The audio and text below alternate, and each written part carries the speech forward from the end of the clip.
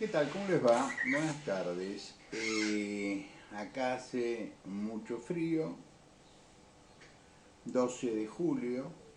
eh, Hay mucha información de la más variada. ¿Ustedes se acuerdan que el lunes yo les comenté que los tres intereses que tiene Cristina Fernández, viuda de Kirchner, son su situación penal, su situación procesal, la de ella, la de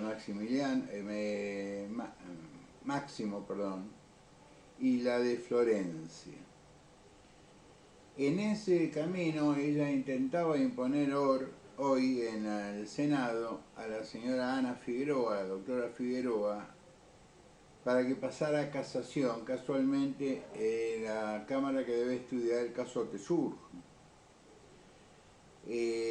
Juntos por el Cambio no le dio el número necesario, por lo tanto, estas más otras designaciones se han caído, porque Previsora, la vicepresidenta, quería terminar de colonizar el Poder Judicial con 30 cargos más.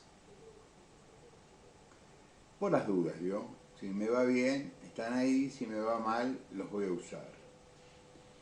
Hoy también, y con el voto de la doctora Figueroa como para demostrar que ella era ecuánime, la ex secretaria de Medio Ambiente, la señora Piccolotti, ¿se acuerdan? Esa chica tan simpática que no solo nombraba al hermano asesor con un sueldo casi de ministro, sino que se la imputa de varios delitos de defraudación y malversación de caudales públicos. Bueno, le confirmaron la condena.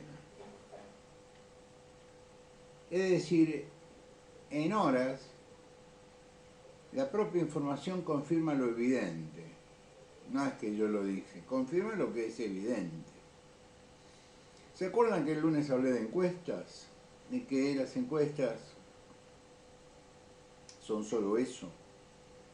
Yo tengo un queridísimo amigo acá en Jujuy que muy emocionado el día lunes me mostraba la encuesta del señor Córdoba, mostrando que Horacio estaba un par de 3 puntos arriba de Patricia. Y le dije, ojo, es 3 puntos, hoy es un error estadístico.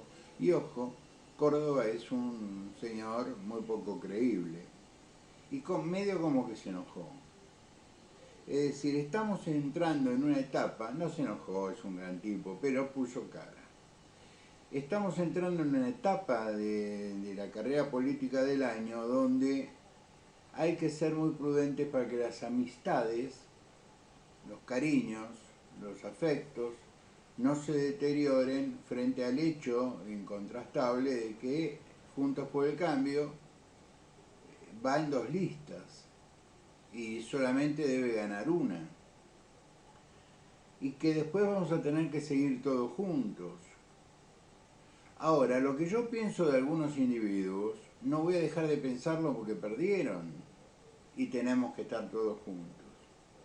Dejaré de hablar de ellos, pero yo cuando le tomo una decisión en el sentido de definir la personalidad de una persona, un resultado electoral no lo cambia, por lo menos no lo debe cambiar, a mí no me lo cambia, es decir, aunque gane, ¿verdad? Muy bien. Hoy pasaron varias cosas que a mí me confirman que las encuestas que a mí me llegan, que no son públicas, son correctas. Pero no es que me llegan a mí porque yo tengo una empresa de sociólogos que trabajan para el canal del doctor Banzas. No. Es un grupo de sociólogos que trabajan para empresas muy importantes que tampoco hacen pública esta información, pero necesitan información para tomar decisiones de inversión, a veces de miles de millones de dólares. Planto dólares en la tierra, abro una industria, amplío la fábrica,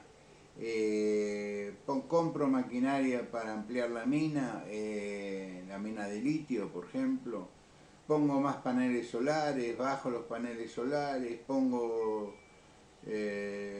invierto en industria pesquera, no invierto en industria pesquera, es decir, cómo hacemos cómo vamos con el negocio petrolero, es decir, el futuro no se decide el día de la elección, ni siquiera el día que se consagran las fórmulas, el futuro se resuelve mucho antes.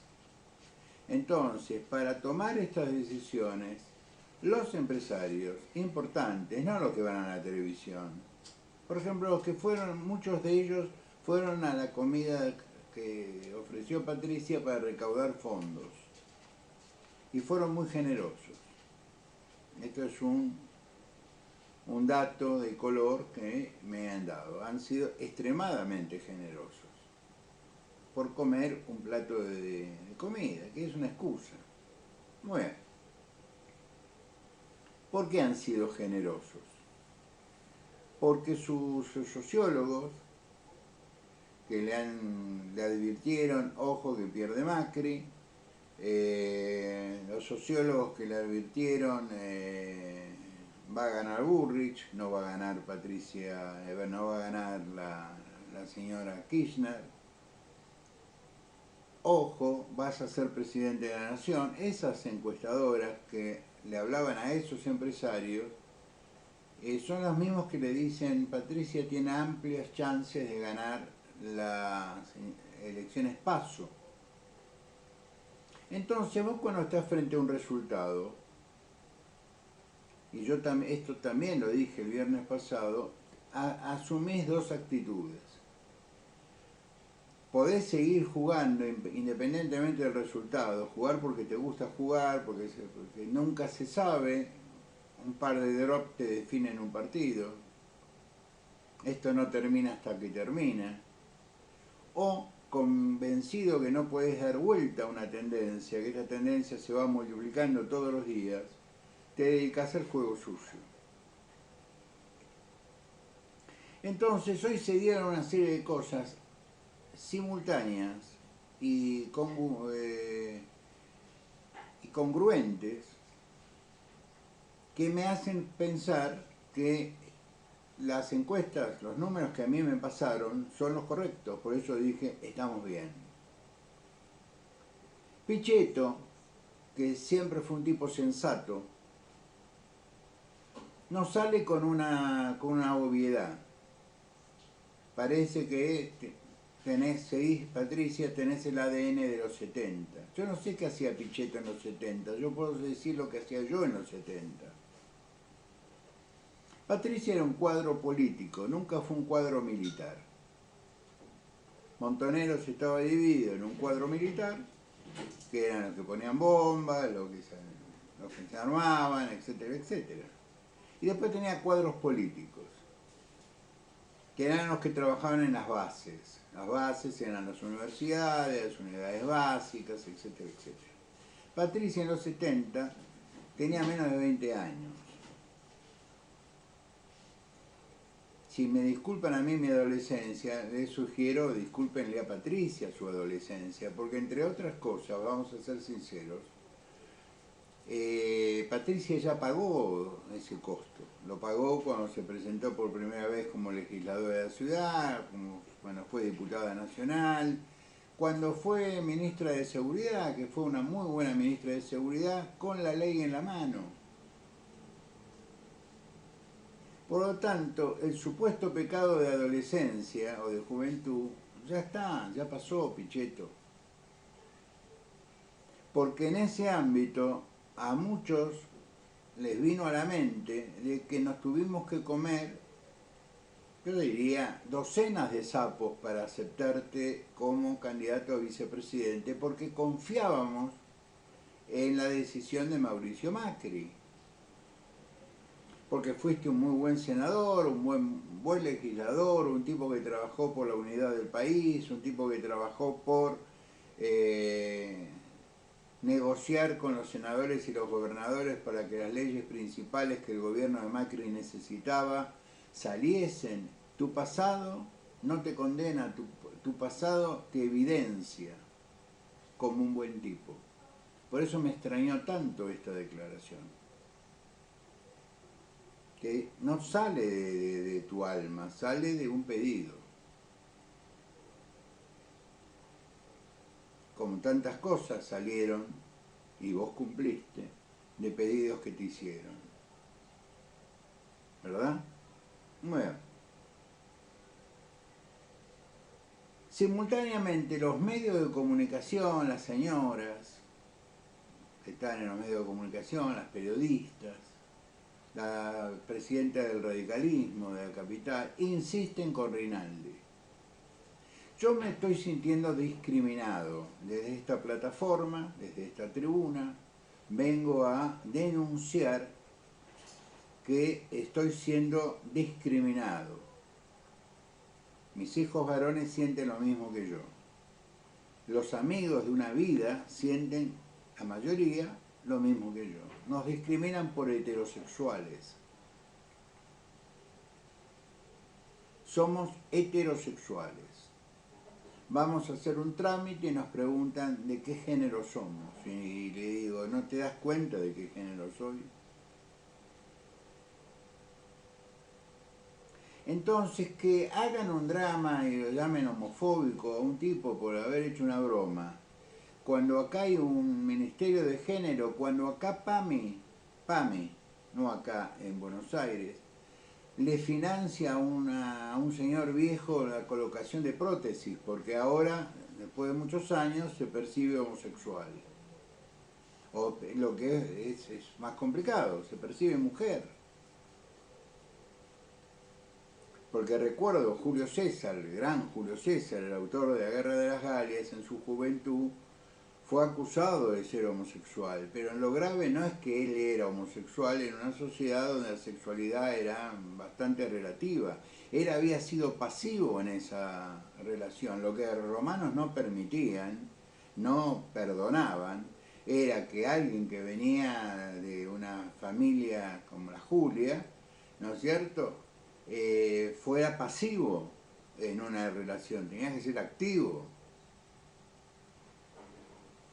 Pero nos llenan los canales de televisión, las radios, los stand-up, los medios, desde hace muchos años, de personas que tienen una elección sexual diferente a la mía. Yo no me ofendo por eso, pero tampoco exageren. La Argentina siempre llega tarde. Voy a hacer este comentario y después vuelvo a la política. La Argentina siempre llega tarde. Es como que no aprendió inglés, no aprendió francés, no ve los medios de difusión internacional, no se interesa por los medios de difusión internacional. El péndulo en Estados Unidos volvió al centro. Todas las producciones de Disney, todas las producciones de Hollywood, donde le han dado un tono de género, muy de género, han fracasado de manera horrible. Entonces, personajes que eran de cómics, que uno estaba acostumbrado a verlos romper cosas, perseguir a la injusticia, a los delincuentes, a los peligros cósmicos, se han convertido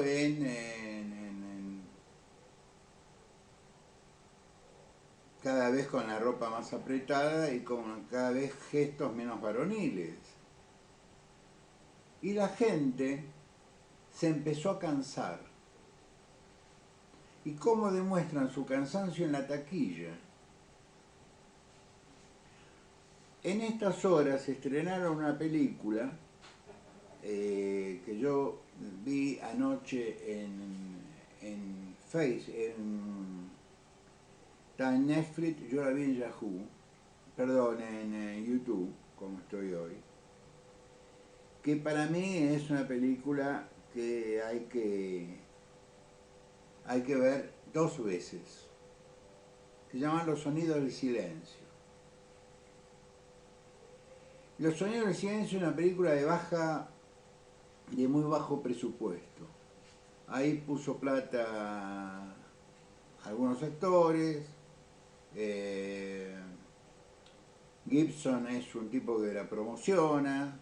el actor principal es el actor de la Pasión de Cristo, pero los medios de difusión, no solo los dedicados al espectáculo, sino los medios de difusión en general, o le dan una muy mala crítica o directamente no habla de ella.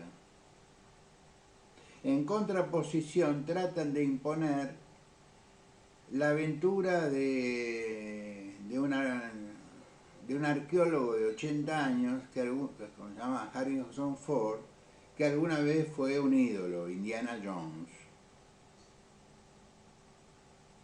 Es una remarque fea, porque los años no solo pasan para el Dr. Banzas, también pasan para Harrison Ford.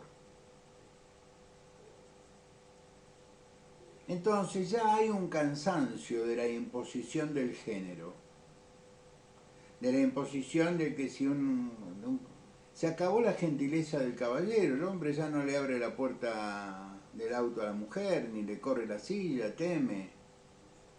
Hay un artículo muy bueno de William Bremer en el Washington Post de hace 2 semanas. Lo voy a buscar, lo voy a colgar para que todos accedan, los que hablan inglés, accedan a él, pero si lo buscan por YouTube les hace la traducción, que es más o menos. Bremer, ¿qué dice? Nunca lograron el equilibrio, es decir, nunca logró la gente que protagonizaba y empujaba la igualdad de oportunidades para los hombres y mujeres independientemente de lo que hacen en la cama, nunca lograron el equilibrio. Ellos tenían que lograr una victoria. Y tuvieron su Little Big Hot. Es decir, bueno, aquella batalla donde Custer se adelantó para ganarle a los Apaches o a los Cheyennes, y le dieron una paliza que no quedó uno solo vivo. Bueno, Bremer hace esta comparación. En vez de llegar a una circunstancia de equilibrio donde todos nos aceptemos, porque en Argentina siempre se aceptó el homosexualismo o el lesbianismo, por lo menos en las clases medias altas, siempre se escondió en algunos deportes, como en el fútbol. No voy a opinar de otros deportes porque no debo opinar de otros deportes, pero me han contado que en el fútbol es una cosa que está absolutamente tabú. Y todos sabemos lo que pasa en el fútbol.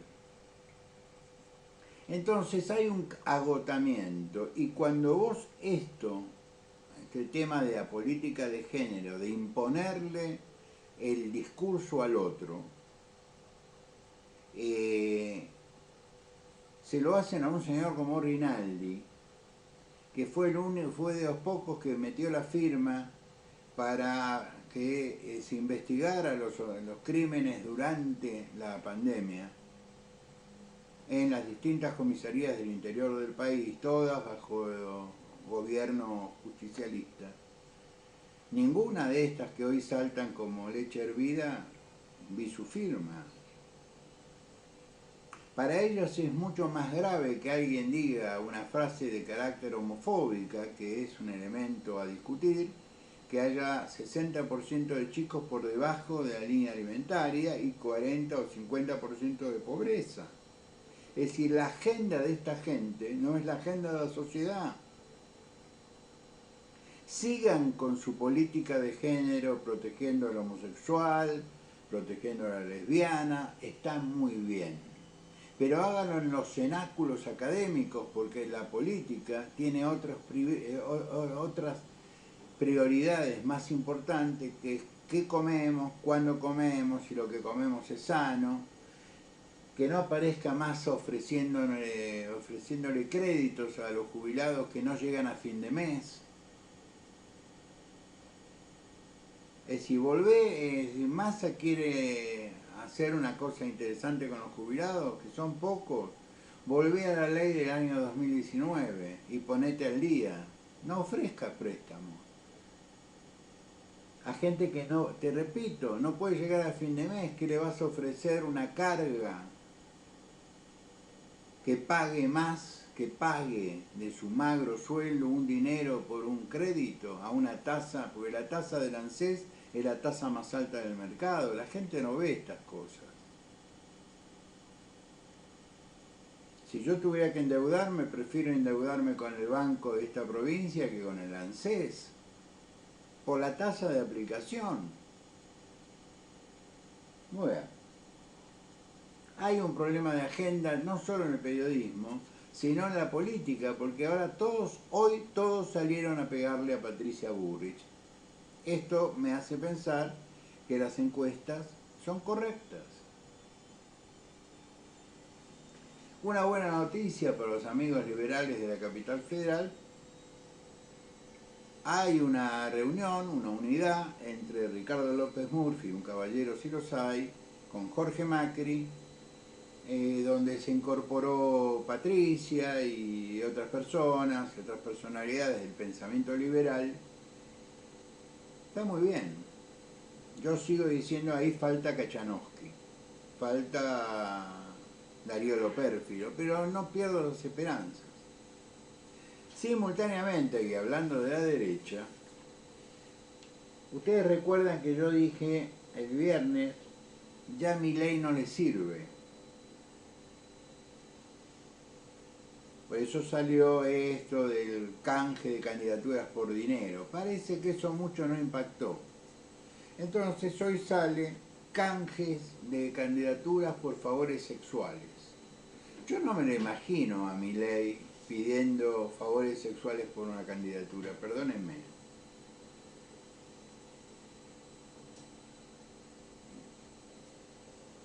No lo sé, pero no me lo imagino. Entonces me parece que ya no le sirve, Milei, crearon un golem. Y al golem hay que desarmarlo, pero se lo desarma sacando la oración que está al pie del golem, si leyeron el Deuteronomio. No difamando. Porque entonces todas las mujeres que están en la lista de Milei son sospechosas de haberse acostado con alguien para estar ahí. Nunca me imaginé defendiéndolo a Milei, pero no lo defiendo a Milei como político. Me parece realmente repugnante este concepto. Que se pidan favores sexuales por un lugar en la lista, que se pida dinero por un lugar en la lista, pero lo del dinero puede ser porque las campañas son muy caras y Maslatón no es una buena persona. Pero lo de los favores sexuales me suena, salvo que todos practiquen sexo tántrico, que es bastante aburrido entre paréntesis, no lo veo, no lo imagino. Por eso me pareció interesante comentarlo. Lo de Pichetto contra Patricia. La intervención de la Fundación Patricia Bullrich para investigar el origen de los fondos. Yo le diría, vayan al Instituto Patria y se agarran la cabeza. Está bien, si yo voy a ser candidato a presidente y Patricia Bullrich me dicen que es una... No la conozco, la vi 2 veces en mi vida.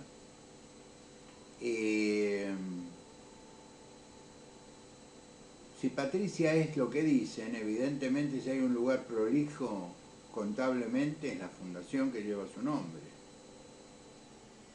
¿Qué demuestra esto? Temor. Es una apretada, es una típica apretada desde el gobierno. Yo le digo, ¿por qué no investigan el origen de los fondos en la capital federal? ¿Quién financia a Horacio Rodríguez Larreta? Porque lo de ABL es una frase, es una joda casi. Es mucho más grave saber quién lo financia, que no es el ABL. Desde que él asumió, desde un rato antes que él asumió que él manejaba ya el poder, Fíjense en el boletín oficial, que yo por costumbre, por ser abogado, lo leo, o lo leía, a veces lo sigo leyendo, el de la Ciudad Autónoma. Siempre me causó mucha curiosidad jurídica la Ciudad Autónoma, porque como yo vi su creación, y había mucha discusión en el ámbito académico del derecho constitucional sobre la jerarquía constitucional de la ciudad autónoma, si debía ser una provincia, una ciudad autónoma, si debía ser un territorio especial, tipo territorio nacional, pero con sus propias autoridades. Es decir, siempre hubo una discusión en torno a la legitimidad política de una ciudad. Porque el Vaticano es una ciudad, pero se declaró un Estado. Pero eso ya está, es una discusión saldada. Es una ciudad autónoma, en vez de tener concejales, tiene legisladores, que dividió y multiplicó la burocracia creando comunas para darle participación al vecino. Esto está muy bien si los vecinos no cobraran, pero resulta que los vecinos cobran, es decir, los comuneros cobran. Que los años de Macri fueron buenos años para la ciudad, y después llegó Horacio, que ya venía de gobernar la ciudad. Pero fíjense los emprendimientos inmobiliarios.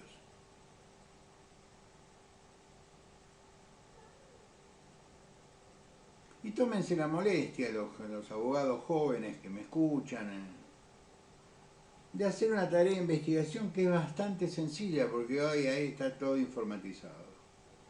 ¿Cuáles son las empresas que participaron de esos emprendimientos inmobiliarios? ¿Quiénes son los titulares, que casualmente son otras empresas? Y esas empresas, ¿quiénes son los titulares de esas empresas? Si empezamos a triangular, encontramos nombres y apellidos muy conocidos.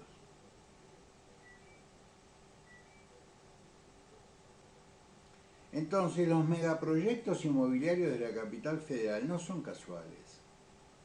El hecho de que hayan llenado de torres Caballito sin el correlato de la luz, el agua potable, las cloacas, los vecinos de Caballito se quejan cada tanto de cortes de luz, que tienen problemas de presión de agua, etcétera, etcétera, es que estamos frente a emprendimientos que no han sido pergeñados, imaginados dentro de un plan maestro. Porque si yo hago un plan maestro de urbanización, lo primero que hago es cloacas, agua corriente, luz, me aseguro los servicios y luego hago el pozo y hago el edificio. Por lo tanto, a mí me parece que el tema es por ahí. No es que me parece. Estoy casi seguro. Si tuviera un poco más de seguridad estaría en tribunales. Pero desde el gobierno de Ilia para acá, es el funcionario público que debe explicar el origen de los fondos. No es que yo debo, que el que alega prueba. En el caso del funcionario público, es el funcionario público que debe explicar el origen de los fondos. Muy bien.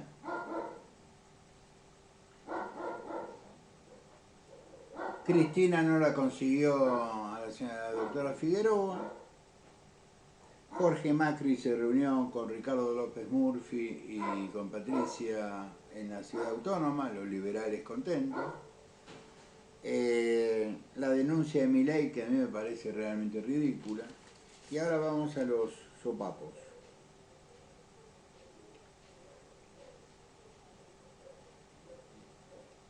Hay diferencias de conceptualización política entre los dos candidatos. Hay una clara diferencia, evidente diferencia. Esa clara y evidente diferencia tiene que ver con el modelo. ¿Qué modelo imaginan para su gobierno? Hoy Horacio sale a hacer una serie de declaraciones, para mí poco felices. porque él dice que los planes de Patricia ya fracasaron. ¿Cuándo fracasaron? Cuando gobernó Macri. Para Horacio, y esto me lo dijeron muchos amigos que apoyan su candidatura, él no le pega más a Macri porque le tiene afecto personal. Al viejo no hay que pegarle, ¿no?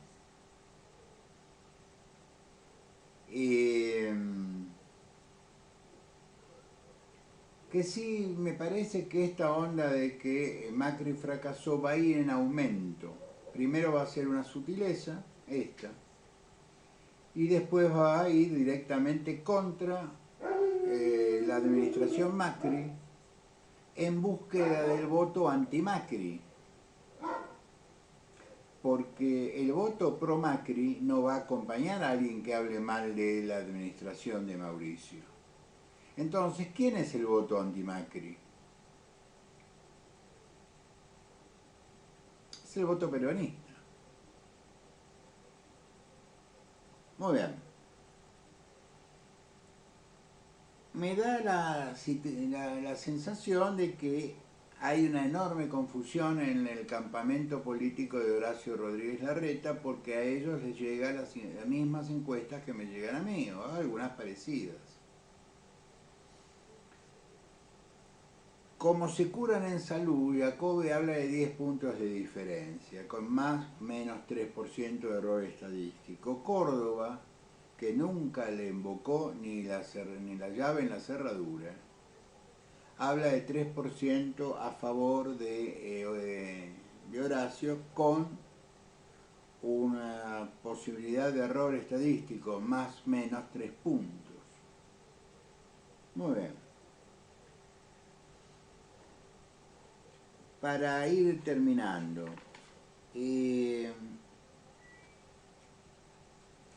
no me da la sensación de que estemos entendiendo el fenómeno al cual nos enfrentamos. Acá hay dos universos. Hay un universo hiperpolitizado, hipersensibilizado, hiperinformado, o cree que está informado, que es el universo de las redes sociales. No de todas, básicamente de Twitter. Facebook sigue siendo una red, yo diría familiar y entre amigos. Instagram es la foto directa. Y TikTok es mostrar las mejores características físicas de los soldados de infantería del ejército israelí. Digamos las cosas como son. Son todas modelos con una ametralladora colgando en el hombro y cargadores colgados en la cintura. Es una etnia muy particular, la etnia israelí, que produce mujeres muy bellas y hombres muy fuertes, físicamente muy fuertes. Entonces estos dos universos, el universo hipercomunicado, que es un 5 o 6%, ponerle un 10% de la sociedad, tiene que enfrentarse a un porcentaje enorme de gente dentro de los sectores medios, un 30, 40%, que yo diría ya tiene más o menos decidido el voto. Que no quiere votar la continuidad peronista y que precisamente porque no quieren votar el original no van a votar una copia. Este es el caso de Horacio. La sociedad no quiere dialogar con esta gente, Horacio. ¿Qué vas a hacer? Es como cuando éramos adolescentes y nos tirábamos con una chica y la chica decía no.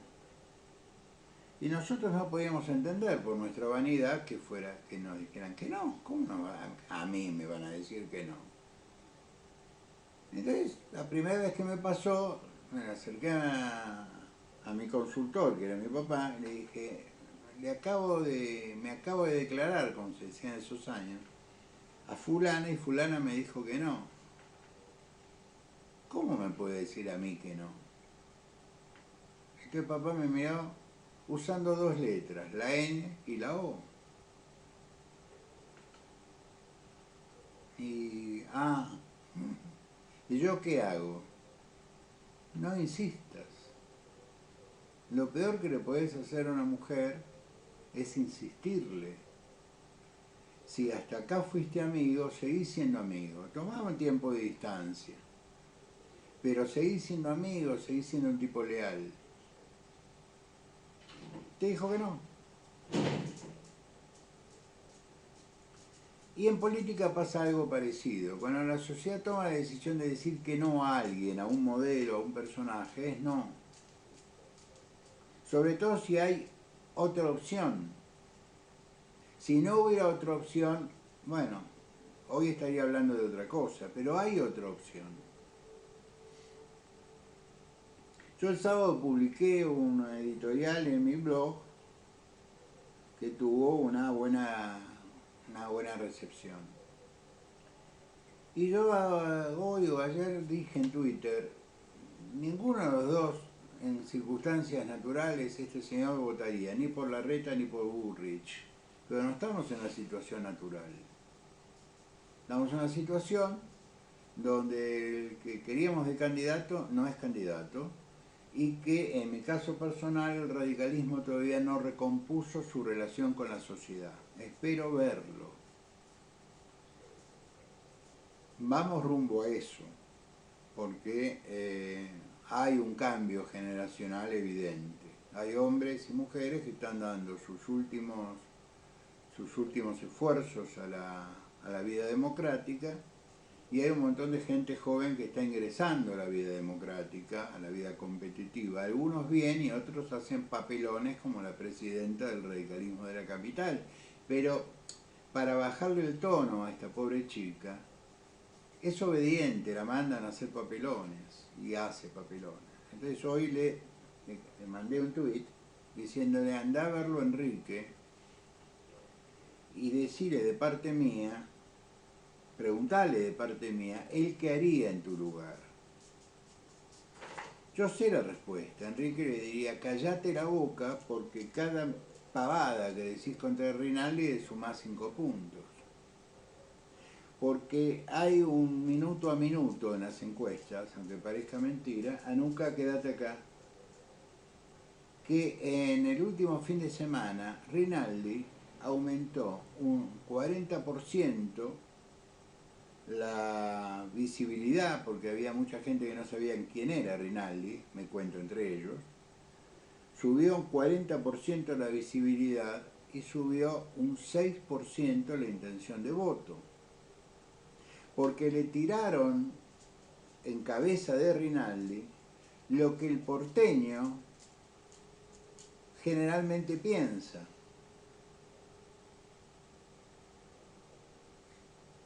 El tango no salió de París, fue a París, en la París de los 20, donde todo valía, o en la Alemania de los 20, que todo valía, o en Estados Unidos de los 20 y los 30, que todo valía.